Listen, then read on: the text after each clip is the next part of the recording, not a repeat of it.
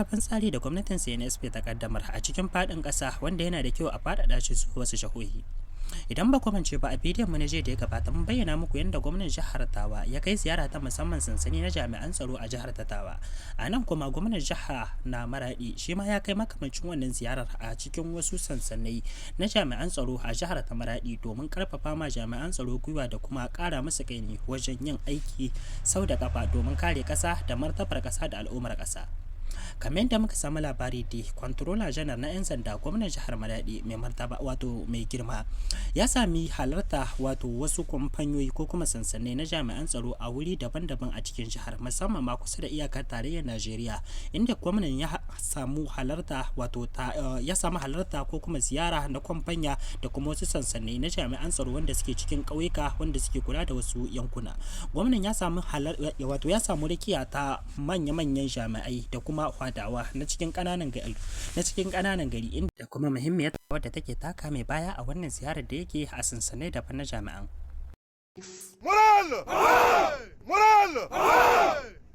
Mai girma gwamnan jihar ta Maradi ya gana da jami'an tsaron inda ya bayyana musu manufar shi da kuma kai sakon shugaban kasa mai daraja Abdulrahman Chani na kokarin da suke da kuma jinjina musu bisa sadaukarwar da suke domin kasa. Inda ya bayyana musu cewa akwai bukatar su ƙara sa tsaro su kuma ƙara kulawa da ƙasar musamman ma nan inda suke bakin wannan wuri domin yana daga cikin wuri masu muhimmanci a faɗin ƙasar wato su cigaba da sanya ido da kuma ba da duka abin da ya kamata wajen ganin sun kare ƙasa. Ba iya jami'an tsaro kaɗai aka yi ma wannan jawabi ba har an hada da kwararen hula ko kuma al'ummar gari akan su ma su ba da tasu irin gudunmawa inda mai girma gwamnan ya bayyana musu muhimmancin da yake akwai wajen hada karfi da karfe wajen yin aiki sau da kafa tsakanin jami'an tsaro da kuma al'ummar cikin gari inda ya bayyana cewa duk lokacin da suka ga abin da ba su yarda da shi ba ko kuma abin da suke ga ya kamata magabata su sani to kada su tsaya ko kuma su jira kawai su kaddamar da bayyana ma jami'an tsaro abin da yake nan su kuma jami'ai a shirye suke su kai dauki ko su je su ga abin da yake faruwa sau da kafa da zaran abin ya wakana ko kuma sun tabbatar. Wannan yana nuni da cewa al'ummar cikin gari sun gamsu da wannan abu kuma an tabbatar da cewa za su ba da haɗin kai yadda ya kamata domin ganin an kare ƙasa ga baki ɗaya. A ci gaba da ake na ganin an samar da matasa masu hikima da basira, ana ci gaba da zakulo ɗalibai ko matasa na ƙasar mu jamhuriyar Nijar wanda suke da ilimi da kuma buƙatar koyon aiki irin na zamani ko kuma kimiyya. Kowa ya sani da ƙasar mu ƙasa ce mai faɗi da ɗimbin al'umma musamman ma matasa wanda su ne kaso mafi rinjaye a cikin ƙasar. Inda suke ci gaba da yin aiki na fasaha a cikin sassa daban-daban kamar yadda aka bayyana da jihar Maradi, Niamey, Zandar suna daga cikin jihohin da suka waro ko suka tsakuro wasu matasa wanda suke ganin cewa suna da kwarewa wajen aikin da ya shafi kirkire-kirkire ko kuma abin da ya keɓanci aikin fasaha wajen a ci gaba da jarraba su da kuma ba su horo. Da kuma gwamnati ta kara ba da gudunmawarta wajen ganin cewa rayuwa da basirar matasan nan ta amfani ƙasa ga baki ɗaya. Shine abin da aka gabatar a wata bidiyo wanda aka yi a wani bidiyo da ya gabata wanda aka yada a kafar yada labarai ta ORTN.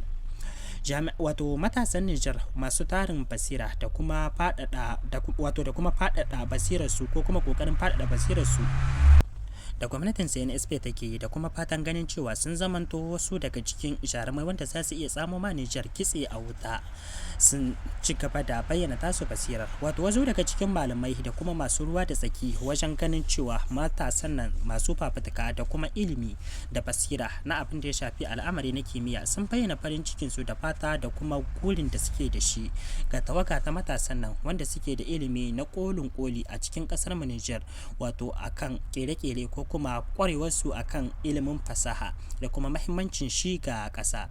Ɗaya daga cikin da shugabanni ko kuma wanda suka halarci wannan taro na bayyana a taron da aka yi a ƙarƙashin minista na fasaha da wasu sauransu sun bayyana fatansu da kuma ƙoƙarin da suke ganin cewa wannan matasa wanda aiki akwai a cikin ƙasar mu ba abin yadawa bane ba kuma abu ne wanda ya kamata a kula da su domin suna daga cikin mutanen da muke neman ruwa a jallo kuma irin su ne ƙasashen mu suka rasa shi ya sanya har yanzu muke wannan mataki. Amma idan har za a ci gaba da kula da wannan matasan a ci gaba da faɗaɗa basirar su zuwa mataki na gaba to wato ba shakka cikin karamin lokaci kaɗan mu ma kasashen mu za mu kai inda muke so mu ga mun kai. Wato minista ko kuma shugaba na bangaren abin da ya shafi al'amari na fasaha ya tabbatar da cewa yanda ya ga wannan matasa suna da kwarewa kuma suna ba da duka abin da ya kamata wajen sun fahimci, suna yin kokarin da ya kamata wajen sun fahimci abin da ake koyar da su. Ba shakka matasan nan za su kai babban matakin da za a yi alfahari da shi a cikin kasar mu. Wato irin wannan abin shine abin da muka rasa tsawon lokaci a cikin kasar mu, ko kuma ya sanya aka bar mu a baya. Wato yin biris da matasan da Allah ya yi musu basira da baiwa na kere-kere ko kuma basira. Daga ƙarshe kuma an karrama wasu daga cikin matasan wanda suka nuna ƙwazo da ƙwarewa a wannan aiki na fasaha ko kuma na kimiyya, wanda suke ci gaba da ɗaukar horo a wasu keɓantattun wurare a babban birnin ƙasar mu wato Niamey. Kuma an tabbatar da cewa wannan matasa suna daga cikin abin da za su ci gaba da ɗaukar horo domin ci gaba da kai ƙasar mu babban mataki. Ɗaya daga cikin malamai shi ma ya samu kyauta ta musamman ta girmamawa da karramawa bayan da wato shugaba ko kuma minista na fasaha bayan da aka kammala taron. Daga ƙarshe kuma an yi ziyara ta jihar da Magaram, kuma ta daura ɗarba wajen ganin ta yi duk abin da ya kamata wajen ganin ta yi abin da ta yi lokacin da ya gabata, wato na ɗaukar takobi da zaran an kawo wa gasar kokowa ko kuma kwambala karo na 47 a jihar ta da Magaram. Akwai shiri na musamman da jihar take da kuma abubuwa wanda jihar take tsarawa. Wannan bidiyon shi zai zamanto shaida akan abin da muke gaya muku.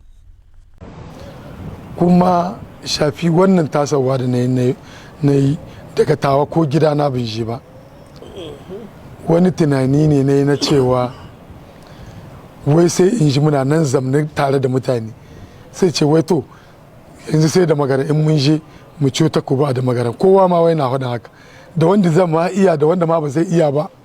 Kuma ko gaban gwamnoninsu da suka je suka tarbe su, ko gwamna haka yake faɗi ko yan koko haka suka. To wai dan mu ba mu yi takaici ba, shine shafi ya kirkiro mai ce mu ranar takaici sai dai kai ya kire. Kuma wannan abin mun gan shi yadda suka yi, abu ne wanda sai an tashi tun da sahe ake tarra wannan abu. Muka ce to mu sati guda ba a yi wannan abin, sai mun kirkiro shi mun tsara shi, kuma mun ji daɗi sosai saboda mun ka zo muka tado wannan magana tun daga masarautarmu zuwa da gwamna zuwa da mayar, babban mayar na jihar da Magaram sun yi mamaki ga wannan tawaga da muka shaida musu. Mun yi niyya da damagarawa, duk wanda damagarawa yake ko an kai ma in ba ainihin ba da magare ba ne, a yawa yadda ba da magare ne ko da Magaram ne, kuma kana kishin da Magaram to ka zama dan da Magaram. Shi yasa muke so kowa da kowa ya kawo mu gudunmuwa wannan abu. Kuma zan ba ku wani misali, da kuka ga 'yan kokowa wani jiha gagam ko kosashi komi ba komi ba ne, shiryawa su kai wannan 'yan kokowan namu. Kar ma ku ku nemo wasu a ce wai sai sabi sai ware, ku zamanar da su gidansu babu yunwa, su babu yunwa. A ce tun daga wannan lokacin, tun da yanzu ne da muke so muke tun daga wannan ranar da nake magana, ranar samdin nan 4 ga wata, ya zamanto mu fara zuba mai 10, mai 100, mai shika, mai miliyan, mu fara tara kuɗi. So muke da ayi sallar azumi 'yan koko mu sama da 10 za mu tara, mu ba su ci da sha, sai koko takobi ta zo. In mun samu kuɗi mai yawa ma sai mun yi zagaye kowane departama mun shi a nan ma mu yi gangami mu ce irin na yanda shugaban kasa ke ci a ka gudunmuwa, to mu ce ga gidauniya na ka gudunmuwa saboda wannan yan koko. To shi ne wannan babban tsarin da muka sanya gaba. To an yi shelar ranar Laraba wannan mai zawa za a girka wannan kwamiti, mai kiran ku na al'umma masu kishin jiha a wannan karan? Ai saboda yau ne da samdi za mu ɗora shi, gwamna ya ce a wannan labari naku mai daɗi, kamata ya ku ƙara lokaci kuma ku yi shela radio da tele da whatsapp, kowa kan mutum ya ce ba gaya mai ba. Gangami ne na kowa da kowa, maza da mata na Damagarawa, kuma shi yasa za mu yi shi ma ga hilin aran, saboda kan mu ce mun je wani sallar reno ya mu kaɗan ko ya mu abin ga, kowa da kowa ya zo kuma kowa ya tsoma bakin shi, da wanda aka sa biro da wanda ba a sa biro ba duka cikin biro yake. Dan mi bai yiwuwa ce kowa ya samu shiga biro don ya zamanto wannan tsari kowa ya ce da yarda shi aka yi. Kuma mutanen nan da za a kira duka maza da mata, akwai 'yan kungiyar horar hula ko ba haka, akwai kungiyoyi daban-daban na cikin jihar na da magara, da kowa da kungiyar 'yan kasuwa ne, kungiyar mine ne, duka makaɗa ne, maroƙa ne, wane ne. Radda aka ci abu ya yi daɗi duka jiha ce. Tunda ni akwai wata rana abin da ya ban mamaki 2018 da Tasiu Sani ya ɗauki takobi garin nan. To wannan abin har mata na cikin gida su kawo gudunmuwarsu, mai rabin kilo na shinkawa, mai kilon shinkawa, mai masara, mai gishiri, mai magi. Wallahi in mun tara wannan abin muka sa kishi, sai ai abu ne a duniya sai mun ba da tarihi wanda ba a taɓa yi ba. Kuma babu mai kuɗi a nan Nijar ko gwamnati ya isa yi mu wannan abun in ba haɗin kanmu na da magana ba. A'udhu billahi minash shaitanir rajim. Bismillahir rahmanir rahim. Na farko muna ma Allah mai kowa mai komai godiya, kuma muna ma cibiyar CRSP godiya a ƙarƙashin jagorancin General Darmi Abdurrahman Chani. Sai mu ma Allah mai kowa mai komai godiya. Kun gane mu nan daidai wani wuri a nan garin Maradi wajen masallacin Cana inda ake sai da abinci. Domin mu ya samu ka zo don mu ƙara ba da shaida ga al'umma, inda muke so mu ba da shaida ga al'umma cewa sai mu ma Allah mai kwa mai komai godiya. Allah ya ce in ni ba ku gode, in kun gode zan ƙara muku, in ba ku gode ba ya ce akwai azaba mai tsanani.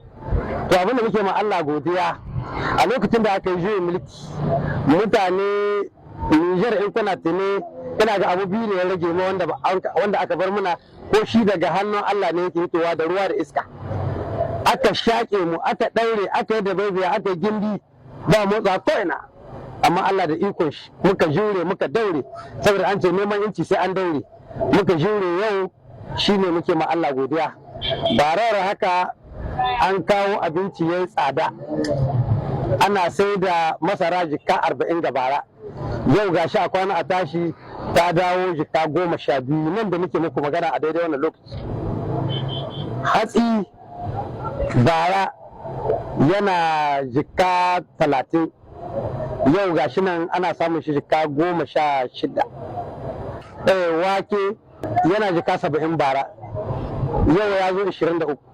Sai mu ma Allah godiya jama'a, mu ƙara ma Allah godiya, mu ma kuma al'umma godiya. 'Yan ƙasar Nijar gaba ɗaya da suka tashi kowa ya jure, saboda an ce neman inci sai an daure. Don haka alhamdulillah mun ma Allah godiya, kuma mun ma jama'a godiya. Kuma abinda muke ƙara kira ga jama'a a jure, dama neman inci sai an daure, neman inci sai an jure. Yanzu abin da ya rage mana, Bahaushe ce in an kashe maciji a hudda mai kai. Abin da ya rage kiran da shugaban ƙasa ya yi, wanda ya fito ne ziyara, kun gamu da shi, ya gamu da ku, kun gaisa da shi, kun ba shi komi ya ci don ya yarda da ku. To yanzu abin da ya rage muna, an ce dubara ta rage ga mai hankura. Kiran da aka yi wanga mako da ya wuce na cewa a tashi da shirin ta kwana, irin barazana da ake mana nan bakin iya makwabta, tunda wannan makwabciya tamu Najeriya ta kawo makiyan Nijar ta aje gidanta, kamar Amerika, kamar Horanshi sun zo sun zamna suna mana barazana, suna mana abin da suka ga dama. Wannan kuma ba da Najeriya na yake da mu ne ake. Kenan kiran da ake gare mu, ana kira gare ka, ana kira gare ki, ana kira gare ni, mu tashi mu shiga da shirin ta kwana. Duk abin da muka gani wanda ba shi ba, duk abin da muka gani zai mana illa, mu fito mu gaya magabata. To ta haya za mu gaya magabata? An ba da lambobi suna nan 40 ko kuma 40 ko kuma 83 in ka gani ka kira ka haɗi, to ka cika aikin ka na ɗan ƙasa. Kamar yadda Sharti de la Refondation, wannan gundi wanda ake aiki da shi yanzu, akwai kudirin shi na 43 wanda ya ce la défense de la patrie et de l'intégrité du territoire est un devoir sacré pour tous citoyens nigériens. Kare incin kasa da kare mutuncin kasa ciki da waje aka ce nauyi ne da ya rataye ga kowane ɗan kasa.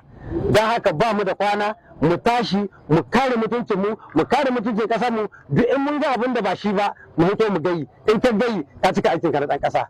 Wannan shi ne kiran da ke gare mu. Kira na biyu, a ci gaba da al'ummatu da addu'o'i da ake. Kisa kullum muke kira ga gwamnoni da prefe da ade da sarakuna a ci gaba da addu'o'i da malamai, a ci gaba da wannan alƙunutu. Duk wani mai adawa da wannan tahiya, duk wani mai shan kawa da wannan tahiya, duk wani mai sabula takalmi, duk wani mai tahiya hawainiya, a yi addu'a da na cikin gida da mai jan kunne da wani suke cikin biro suna sabula takalmi. In ka zo da rana suna labusanni suna zancen ƙasa, amma in dare ana wani abu can, a yi addu'a. In masu gyaruwa ne Allah ya gyara su, in ba masu gyaruwa ba ne mun roƙi Allah mai kowa mai komi ya musu tsama ɗan ƙosai cikin mai. Wannan shine kiran da ke gare mu. Irin ilimin da ka sani a duniya fa an tura ɗan Nijar yayo irin shi sai dai yake aiki da shi, kuma ɗabi'ar ɗan Nijar ce. Yanzu wanda aka tura kuɗi aka hudda na Nijar na ƙasa aka kai su suka yi karatun aikin noma, galiban ɗinsu da suka zo sai suka ƙi yin gona suka koma university karantarwa. Abin da yake koyawa bai iya shi ba, abin da ya iya kuma bai yi shi ba. Kaga mun zuba maka kuɗi a banza, ba za mu yarda wannan ba. Ka karanta gona, dawo gona. Ka karanta kiwo, dawo mu ganka da raƙumma da shanu da tumaki. Ba mu yarda ba. Kawai haka ka je ka yi karatu mu zuba kuɗi na banza, ka je karatu ka zo ka ajiye shi ka daɗa koya mu abin da baka iya ba, kai baka gane mu gane ba. Akwai wanda ya je karanto likitan dabbobi ne zai iya ma dabbobi operation yayi kaza yayi kaza, kuma ya je ɗauki lakire ya koma lakwana. A'a, ba aikin ka bane, dawo kai aikin ka. Wannan fa shi kashe Nijar fa. Yanzu wannan lise da kuke gani ta mara lise technique, a cikin ta ba wai lise bace wanda ake koya maka kawai yin gado da gini, wallahi ba haka nan bane. Ka san motar bulak inji na motar, kera shi da gyara shi da kera motar da gyara ta, da akwai wanda aka koya ma. Wai jira yake sai gwamnati ta zuba kuɗi ta mishi kamfanin yin mota kana yayi aiki, shi biro yake so ya zamna ya tarbuce rubuce da AC. A'a, ba ya zo bai sa bulan riga ya daga kullawa yana kuncewa yana daurawa. Yanzu har in je Rasha, in je Faransa, in yi karatu, in zo in zama makanike, kuma ga sana'a da magaran wasu na yi bisu iya ba. Dole ka zama makanike don zuba kuɗi muka yi. Kuɗin ba naka bane, namu ne, kaga dole ya zama makaniki, ko ba haka ba? Irinsu ne, to irinsu za a hudu a ba kowa aikin shi, a zaƙuro daga wannan university din, a watsa ta cikin ƙasa, kowa ya je wurin aikin shi. To da haka ƙasa take tashi. 'Yan kasuwa su kuma lokaci ya su ji tsoron Allah, ba za ku yi amfani da wannan dama ba ku yi arziki. Shi Allah duk wanda ya kuntata ma bayi sai Allah ya kuntata mishi. Baka sayo abu da tsada ba ka ƙara kuɗi yayi tsada, in taƙa maka jin daɗi wallahi sai Allah ya ɗora maka wani abin da ba za, wannan riba ta samu amma ba za ta baka ka more ta ba. Ku ji tsoron addu'o'in bayin Allah, ku nemi abu mai albarka, ba yawan abu ake so ba, albarka shi ake so. Sannan sarakunan gargajiya ku ji tsoron Allah, ku zamanto iyayen al'umma da gaske, ba 'yan cin hanci da rashawa ba da yaudara. Ku zamanto masu mamar adalci. Kowa ya tashi ya su bar cin gadon talaka, kwarai kwa da sun ce gadon talakawa. Haka malamai rawani, kai abin da kake so a bada kudin addu'a, a bada kudin kaza, a bada kudin kaza, wa kama addu'a kanka kawa. Domin da abin nan idan matsalar nan wata faru, waɗannan mutane da kuka gaba jirgi suka gudu. Kai yanzu an kaje ofishin jakadancin Faransa kace na gudu a bude mini, an bude maka? Ba irin ka suke bude ma. Kenan su suna da abun gudu, kai ne baka da abun gudu. Idan muka yi addu'a muka ma, bai hana ba a maka alheri ko wani abu ya samu, amma dai ba zai zama ba sharadi. Kuma a yi gaskiya, in za a faɗi zance, in an tambaye ka abu na addini ka faɗi na sunna annabi, kar ka kawo bid'a da shirme na al'adu ka sa a cikin addini. An wuce wannan zamanin gata mali, wallahi ba an koma ba. Kun ga irin wani da kuke tunanin wai a rike muku kahon saniya ku ta tata, an rike kafafuwan, an rike kahon, ku ta tsan madara ne tsiri kuna sha, ana sa muku ta kyauta, ana ba ku ruwa kyauta, ana ba ku kuɗi mota kyauta, ba an yi ba. A daina wa'azi, mu wannan wa'azin ana zagin iyayen, ba an yi ba, ba an daina bayi za a raƙai. Ya zama da an wuce wannan wurin, wallahi an wuce. ba a ci gaba da irin waɗannan mutane, duk su suka kama mutane bala'i, bokayen nan da azzalumai da masu sa ƙarya. To idan ana so wannan tahiyar ta yi daidai, wallahi tallahi sai mun yi gaskiya.